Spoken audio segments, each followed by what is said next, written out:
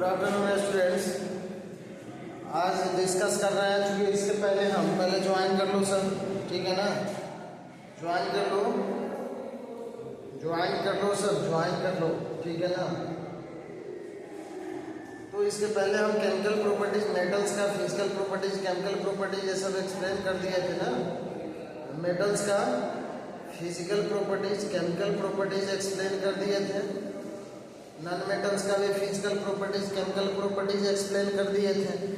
Physicals में भी बताया थे, क्या क्या चीज़ से बता दिए थे फिजिकल में। केमिकल में तो reaction with oxygen, reaction with metals, oxygen से रिएक्शन करता है तो क्या देता है, मेटल्स वाटर से रिएक्शन करता है तो क्या देता है। यदि hydro oxide metallic oxide water से रिएक्शन करता है तो क्या देता है, ठीक है ना। मेटालिक ऑक्साइड वाटर से रिएक्शन करता है, मेटालिक ऑक्साइड वाटर से रिएक्शन करता है तो क्या देता है, ओके। उसके बाद डिस्कस करना है, सुनो, उसके बाद डिस्कस करना है आज तो मेटल्स का बेसिकली हम लोग मेटल्स का फिजिकल और केमिकल प्रॉपर्टीज एक्सप्लेन कर दिए हैं। आज एक्सप्लेन करना है इसमें मेटलॉइड्स क्या होता है, ठीक है ना। आज एक्सप्लेन करना है मेटलॉइड्स क्या है, मेटलॉइड्स क्या है। और मेटलॉइड्स का सबसे पहले प्रॉपर्टीज डिस्कस करना है, ध्यान से देखना। तो मेटल्स का फिजिकल और केमिकल प्रॉपर्टीज को एक्सप्लेन कर दिए हैं, आज एक्सप्लेन करना है मेटलॉइड्स। तो सबसे पहले मेटलॉइड्स है क्या, तो एलिमेंट को जो हम लोग डिवाइड किए थे मेटल्स, नॉन मेटल्स और मेटलॉइड्स, एलिमेंट को जो डिवाइड किए थे मेटल्स, नॉन मेटल्स और मेटलॉइड्स में, तो मेटलॉइड्स में some elements will show properties of both metals and non-metals are called metalloids। वैसे जो भी एलिमेंट्स, ध्यान से सुनो, वैसे जो भी elements, some element will show the properties of both metals and non-metals are called metalloids, ठीक है ना।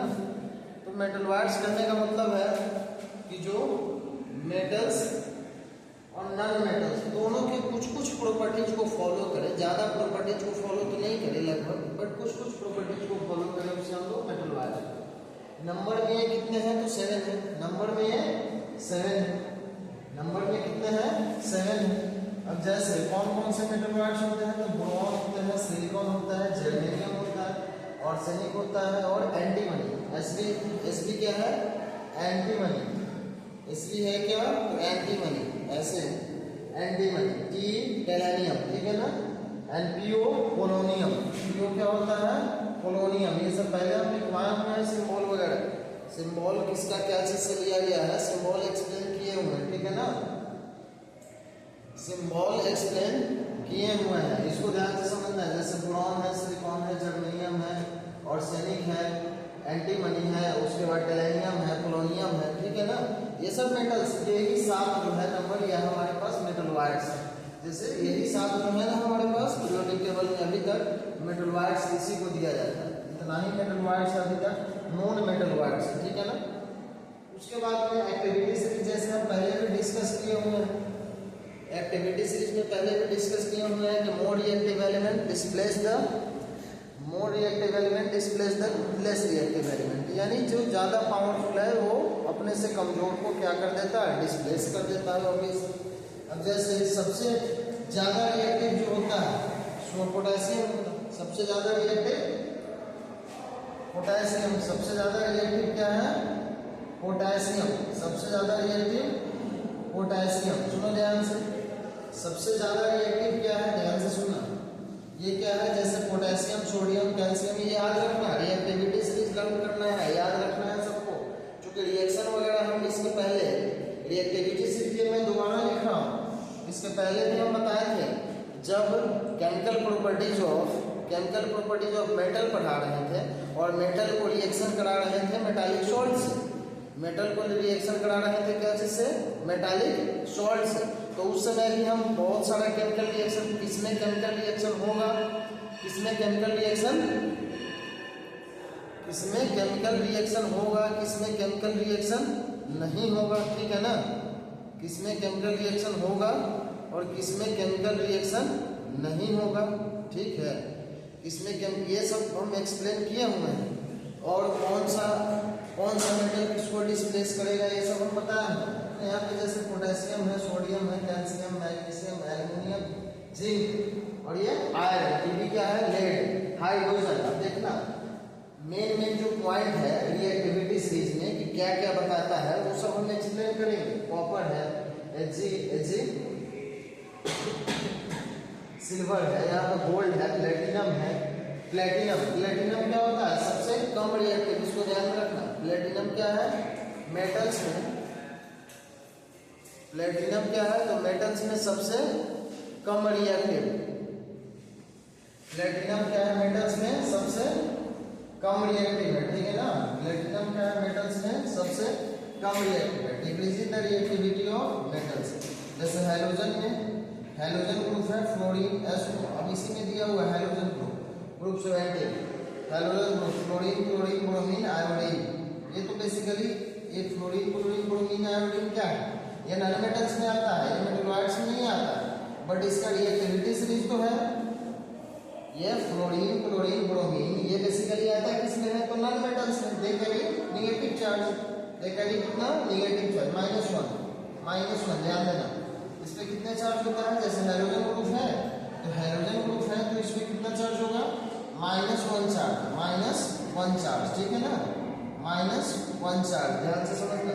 तो ये -1 चार्ज हैलोजन ग्रुप का, और ये बेसिकली नॉन मेटल्स का। अब इसमें भी क्या होता है, अब आपसे कोई पूछे कि हैलोजन ग्रुप में सबसे ज्यादा रिएक्टिव कौन होगा तो फ्लोरीन। सबसे ज्यादा रिएक्टिव कौन होता है फ्लोरीन, और कम रिएक्टिव कौन होता है आयोडीन। ये फ्लोरीन जो है ना ये मोस्ट रिएक्टिव है, इसमें हैलोजन ग्रुप में मोस्ट रिएक्टिव कौन होगा, मोस्ट रिएक्टिव। और जो नोट्स जो भेज रहे हैं उसे नोट करना है, ठीक है ना। नोट्स जो भेज रहे हैं उसे नोट करना है आप लोगों को। पहले इतना तक नोट करो तो हम समझा रहे हैं।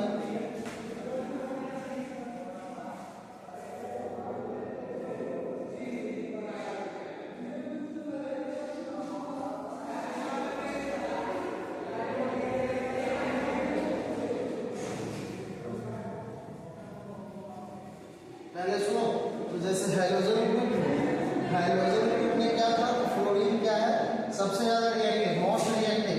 फ्लोरीन क्या है मोस्ट रिएक्टिव, ठीक है ना, मोस्ट रिएक्टिव। और आयोडीन क्या है लिस्ट रिएक्टिव। आयोडीन क्या है लिस्ट रिएक्टिव, ठीक है ना, लिस्ट रिएक्टिव, कोई दिक्कत। Iodine least reactive. तो ये हैलोजन ग्रुप के लिए है, भाई नॉन मेटल में हैलोजन ग्रुप के लिए, ठीक है ना। अब जैसे अब यहाँ पे सबसे ज्यादा लिस्ट रिएक्टिव मेटल्स कौन है, least reactive metals platinum, least reactive metals plutonium, most reactive metals potassium, most active metals potassium oxides और potassium, sodium, calcium and magnesium. तो मतलब ऑक्साइड है, पोटेशियम का oxide potassium oxide, sodium oxide, calcium oxide, magnesium can not be reduced by hydrogen gas H2 carbon monoxide. इसके पहले जो मैं chapter पढ़ा रहा था उसमें मैं पढ़ाया था ना कि carbon monoxide use as a reducing agent. Carbon monoxide को लोग एक्सट्रैक्शन ऑफ मेटल्स में यूज करते हैं। कार्बन मोनोऑक्साइड को क्या चीज के एक्सट्रैक्शन में यूज किया जाता है तो एक्सट्रैक्शन ऑफ मेटल्स में यूज किया जाता है, ध्यान देना। कार्बन मोनोऑक्साइड को क्या चाहिए एक्सट्रैक्शन ऑफ मेटल में, बट यहाँ पे एक्सट्रैक्शन ऑफ मेटल ऑक्साइड्स यानी मेटल ऑक्साइड से मेटल को एक्सट्रैक्ट करोगे तो उसमें किया जाता है, बट हाइड्रोजन है, कार्बन है, ओड है, देखो यहाँ पे ध्यान देना, ओड है, ये इसे डिस्प्लेस नहीं करेगा, ठीक है ना। Fourth number point metals below copper do not rust easily. Metal below copper do not rust easily. कहने का मतलब है, ध्यान से सुनो, तो पोटेशियम, सोडियम, कैल्शियम, मैग्नीशियम ये सब जो हाईली रिएक्टिव मेटल है वो पोटेशियम, सोडियम, कैल्शियम, मैग्नीशियम ये क्या है हाईली रिएक्टिव मेटल। इस पॉइंट को याद करना, मोस्ट इंपॉर्टेंट पॉइंट क्या है आपके जो यूजफुल पॉइंट है रिएक्टिविटीज लिस्ट से वो मैं लिखा हूँ यहाँ पे, इसे याद करना। लिस्ट रिएक्टिव मेटल्स कौन है, तो प्लेटिनम। मोस्ट एक्टिव मेटल्स कौन है, पोटेशियम। ऑक्साइड्स ऑफ द, यानी जो एक्टिव मेटल्स हैं, एक्टिव मेटल्स के जो ऑक्साइड होंगे उसे हाइड्रोजन, कार्बन मोनोऑक्साइड और किसी भी और के द्वारा हम लोग अलग नहीं कर सकते, ठीक है ना। फोर्थ नंबर पॉइंट में लिखा हूं metals below copper do not rust easily. अब जैसे कॉपर से नीचे देखो, ऐसा ध्यान से समझो, कॉपर से नीचे ये जो है ना बिलो कॉपर, जैसे सिल्वर, गोल्ड है, सिल्वर है, गोल्ड है, सिल्वर है, प्लेटिनम है, ये सब क्या करेगा, रिएक्शन जल्दी नहीं करेगा। गोल्ड, सिल्वर, प्लेटिनम ये सब रिएक्शन रस्ट जल्दी नहीं करेगा, कोई दिक्कत। गोल्ड, सिल्वर, प्लेटिनम ये सब रस्ट जल्दी नहीं करेगा। ओके, क्लियर है। सेकंड पॉइंट, इसी में अब नेक्स्ट पॉइंट है मेरा, तो रिएक्टिविटी सीरीज लर्न होना चाहिए। पहले भी मैं इससे पहले केमिकल प्रॉपर्टीज ऑफ मेटल्स पढ़ा रहा था, तो उसमें रिएक्टिविटी सीरीज हम बताए थे, ठीक है ना। उसमें रिएक्टिविटी सीरीज लर्न करवाए थे, बताए थे। 7 नंबर पॉइंट है hydrogen through in non metals but it form positive ions. क्या आयंस फॉर्म करता है, पॉजिटिव आयंस। हाइड्रोजन तो नॉन मेटल है, हाइड्रोजन क्या है, non metal. Hydrogen through in non metal but it forms positive ions. Positive ions form करता है, positive ions form करता है। हाइड्रोजन तो नॉन मेटल्स है बट क्या फॉर्म करेगा, तो पॉजिटिव आयंस फॉर्म करेगा।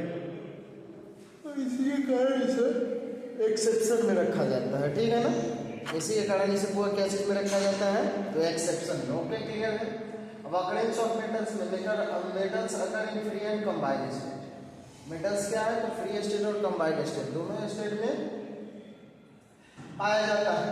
अब कुछ इसमें जैसे मेटल्स हैं, जैसे एलिमेंट्स इन द एटमॉस्फेयर। अब सबसे एटमॉस्फेयर में कौन कौन से एलिमेंट्स पाए जाते हैं, तो nitrogen 78%, oxygen 20 to 21%, oxygen, nitrogen 78% और ऑक्सीजन 20 to 21%। ऑक्सीजन कितना, 20 to 21%। कार्बन डाइऑक्साइड समझ रहे हैं आप लोग, 0.0, तो वो तो एलिमेंट के फॉर्म में नहीं है, बट हमें केवल एलिमेंट्स का लिखना था यहाँ। Carbon dioxide is a compound, but मुझे लिखना किसका था, एलिमेंट का। ओके, क्लियर है। लिखना किसका था, एलिमेंट का, ठीक है ना। तो एलिमेंट कौन कौन से पाए जाते हैं, तो nitrogen 78%, nitrogen 78%, nitrogen 78% and oxygen 20 to 21%, and other gases about 1%। Okay, clear. तो हमें कार्बन डाइऑक्साइड सब कुछ छोड़ दिए हैं, नोबल गैस में आ जाएगा। अदर गैस में नोबल गैस को ले लेना, जैसे जेनॉन, क्रिप्टॉन, रेडॉन, हीलियम, ये सब हो जाएगा, ठीक है ना। Elements in the sea, sea is the major source of element, sea is the major source of element like bromine, iodine. मतलब अब जो सी में, समुद्र में कौन कौन सा एलिमेंट पाया जाता है, उससे हम लोग क्या क्या निकालते हैं, समुद्र से कौन कौन सा एलिमेंट्स निकालते हैं, तो ब्रोमीन है, आयोडीन है, निकल है, कॉपर है, जिंक है, स्टेनम है एंड गोल्ड है, ठीक है ना। ब्रोमीन है, आयोडीन है, निकल है, कॉपर है, जिंक है, स्टेनम है एंड गोल्ड, ठीक है ना। इसके बाद में जो हम लोग पढ़ेंगे, ये हम लोग सी से बेसिकली निकालते हैं, सी से। अब इसके बाद में क्या है, तो इसके बाद में एलिमेंट्स अकर इन, कौन कौन सा एलिमेंट जो है फ्री स्टेट में पाया जाता है, देखो कौन कौन सा एलिमेंट्स फ्री स्टेट में पाया जाता है। Elements occur in free state, जैसे कॉपर है, सिल्वर है, गोल्ड है, प्लेटिनम है, ठीक है ना।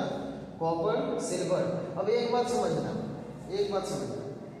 Elements occur in free state, तो हम जो लिखे ना, कॉपर, गोल्ड, सिल्वर, प्लेटिनम, ये सब जो लेस रिएक्टिव एलिमेंट्स होंगे ना, वही फ्री स्टेट में पाए जाएंगे। अरे इसको ध्यान से समझना, जो लिस्ट रिएक्टिव एलिमेंट्स है, ठीक है ना, जो लिस्ट रिएक्टिव एलिमेंट्स है वही फ्री स्टेट में पाया जाएगा, क्योंकि उससे किसी को इलेक्ट्रॉन को डोनेट करेगा नहीं, वो रिएक्शन करेगा नहीं, दोस्ती करेगा नहीं, तो यहाँ पे फ्री स्टेट में पाया जाएगा। और जो एलिमेंट्स अब जो कंबाइंड स्टेट में पाया जाएगा, वो किसी न किसी के साथ कंबाइंड फॉर्म में रहेगा, ठीक है ना। कंबाइंड स्टेट रिएक्टिव मेटल जो भी होते हैं जैसे सोडियम, पोटेशियम, कैल्शियम, ये सब जो होंगे वो सारे के सारे क्या होंगे, तो reactive metals are formed in combined state and उसके बाद में जो रिएक्टिव मेटल्स है वो कंबाइंड स्टेट में और जो एलिमेंट्स जो नॉन रिएक्टिव मेटल्स है वो क्या हो जाएगा, फ्री स्टेट में पाया जाएगा। ठीक है ना। मेटलर्जी क्या है, the process of extraction of metal pure metals from their ore is called metallurgy. अब मेटलर्जी में हम और क्या डिस्कशन करेंगे कि मेटलर्जी क्या है। मेटलर्जी बेसिकली एक प्रोसेस है जिससे ओर से किसी मेटल प्योर मेटल को निकाला जाता है, ओर से किसी प्योर मेटल को निकाला जाता है। जैसे बॉक्साइट है, जैसे एग्जांपल में मेटलर्जी का डेफिनेशन क्या लिखे, the process of extraction of pure metals from their ore is called metallurgy.